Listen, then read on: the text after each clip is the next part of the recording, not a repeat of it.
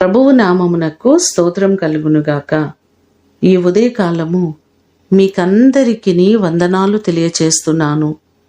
ఈ దినము మిమ్ములను బలపరచు దేవుని మాట, నా సన్నిధి నీకు తోడుగా వచ్చును.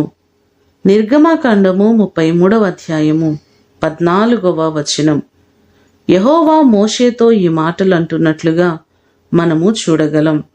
మోషేకు దేవుడు చెప్పినట్లుగా దేవుడు తోడుగా ఉండి మోషేను ఘనపరుస్తూ ఆశీర్వదిస్తూ వచ్చినట్లుగా మనము చూస్తున్నాం. అలాగే మనము చేస్తున్న ప్రయాణాలలో, మన పనిపాటల్లో దేవుని సన్నిధి మనకు ఎంతో అవసరమైనది.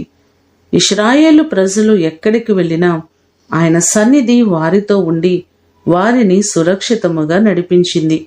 అలాగే ఈ మాటలు వింటున్న మీరందరూ చేస్తున్న ప్రయాణములలో దేవుడు మీకు తోడయుండి ఆయన సన్నిధిని మీకు తోడుగా ఉంచి మీకందరికీ క్షేమమును కలుగు చేయునుగాక.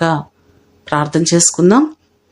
మమ్మలను మిక్కిలిగా ప్రేమించిన మా ప్రియ పరలోకపు తండ్రి, మీ ప్రశస్తమైన పాదములకు వందనాలు ప్రభువా. నా సన్నిధి నీకు తోడుగా వచ్చునని మోషేకు వాగ్దానము చేసి మీరు తోడుగా ఉండి ప్రతి పరిస్థితులలో ధైర్యమును కలుగు చేశారు ప్రభువా. అలాగే మా జీవితాలలో కూడా మీరు తోడుగా ఉంటే మేమే విషయంలో భయపడము, ధైర్యపరచబడతాం ప్రభువా. నీ సన్నిధి మాకు తోడుగా ఉంచండి. మా ప్రయాణాలలో మీరు తోడై ఉండండి.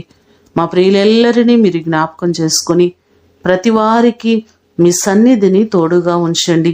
క్షేమకరమైన ప్రయాణములను మీరు కలుగు చేయండి ప్రభువా. వారి చేతుల కష్టార్జితమును దీవించండి.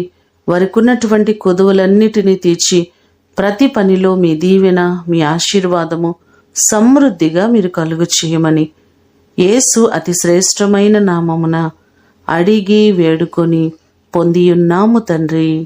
ఆమేన్. దేవుడు మిమ్ములను దీవించునుగాక.